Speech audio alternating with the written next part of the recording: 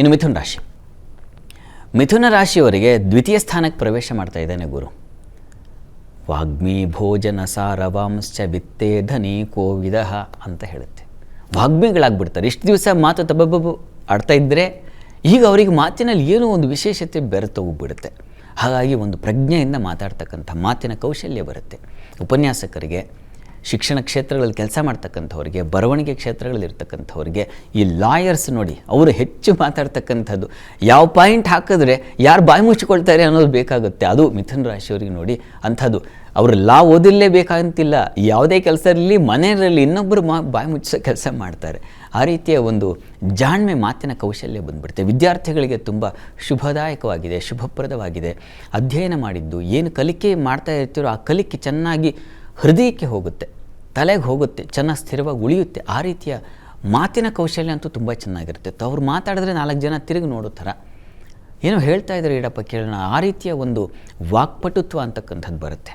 ಮತ್ತು ಸುಗ್ರಾಸ ಭೋಜನ, ಯಾವುದು ಇಷ್ಟವೋ ಅದು ಬಂದು ತಟ್ಟೆ ತಗೊಂಬಂದು ಮುಂದೆ ಇಡ್ತಾರೆ, ತಿನ್ನೋದೊಂದು ಬಾಕಿ ಇರ್ತದೆ. ಆ ರೀತಿಯ ಒಂದು ಸುಗ್ರಾಸ ಭೋಜನಕ್ಕೆ ಗುರು ತಂದುಕೊಂಡು ಅವನು ಸಿಹಿಕಾರಕ, ಅತ್ಯಂತ ಸಿಹಿ ಪದಾರ್ಥಗಳು ಮತ್ತು ಶುಭ ಸಮಾರಂಭಗಳಲ್ಲಿ ನೀವು ಪಾಲ್ಗೊಳ್ತಕ್ಕಂಥದ್ದು. ಏನಿಲ್ಲ ಅಂದರೂ ಒಂದು ಗೆಟ್ ಟುಗೆದರ್ ಪಾರ್ಟಿಗೆ ಹೋಗೋಣ ಅಂತಕ್ಕಂಥ ಒಂದು ವಾತಾವರಣಗಳು ಕ್ರಿಯೇಟ್ ಆಗ್ತಕ್ಕಂಥ ಸಾಧ್ಯತೆ ಚೆನ್ನಾಗಿದೆ. ಮತ್ತು ನಿಮಗೂ ಕೂಡ ಜಲಸಂಬಂಧಿ ಕ್ಷೇತ್ರಗಳಲ್ಲಿ ಕೆಲಸ ಮಾಡ್ತಾಯಿದ್ರೆ ಅಲ್ಲಿ ಸಮೃದ್ಧವಾದ ಹಣ ಸಮೃದ್ಧಿ ಬರತಕ್ಕಂಥದ್ದು, ಹಣ ಗಳಿಕೆ ಹೆಚ್ಚಾಗ್ತಕ್ಕಂಥ ಸಾಧ್ಯತೆಯನ್ನು ಸೂಚಿಸ್ತಾ ಇದೆ. ಮತ್ತು ಹಣಕಾಸಿನ ಸಮೃದ್ಧಿ ಜಾಸ್ತಿ ಆಗುತ್ತೆ. ನಿಮ್ಮ ಕೆಲಸ ಕರ್ಮಾಧಿಪತಿ ವಸ್ತುತಃ ಕರ್ಮಾಧಿಪತಿ ಧನಸ್ಥಾನದಲ್ಲಿದ್ದರೆ ನೀವು ಮಾಡಿದ ಒಂದು ಹುಲ್ಕಡ್ಡಿ ಎತ್ತಿಟ್ಟರೂ ಕೂಡ ಅದಕ್ಕಿಷ್ಟು ಸಂಭಾವನೆ ಅಂತ ಬರುತ್ತೆ. ಆ ರೀತಿಯ ಒಂದು ಹಣ ಗಳಿಕೆಯ ವಿಸ್ತಾರತೆ ಹೆಚ್ಚುತ್ತಾ ಹೋಗುತ್ತೆ. ತುಂಬ ಚೆನ್ನಾಗಿದೆ. ಕುಟುಂಬದಲ್ಲಿ ಸೌಖ್ಯತೆ ಬರತಕ್ಕಂಥದ್ದು, ಮನೆಯಲ್ಲಿ ಮಂಗಳ ಕಾರ್ಯಗಳು ಏರ್ಪಾಡಾಗ್ತಕ್ಕಂಥ ಸಾಧ್ಯತೆ, ಯಾವುದೋ ವಿವಾಹ ಇತ್ಯಾದಿ ಇದುವರೆಗೂ ಇರಲಿಲ್ವಲ್ಲ, ಅವನು ಸಪ್ತಮಾಧಿಪತಿಯೂ ಹೌದು.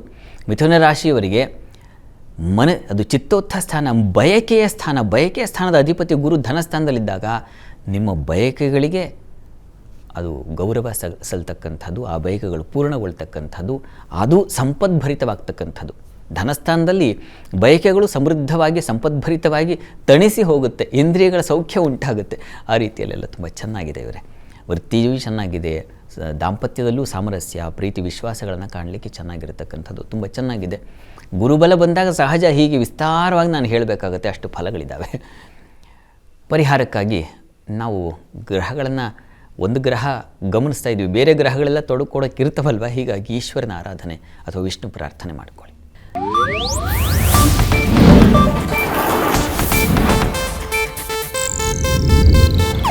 ಇದು ಏಷ್ಯಾನೆಟ್ ನ್ಯೂಸ್ ನೆಟ್ವರ್ಕ್ ಪ್ರಸ್ತುತಿ.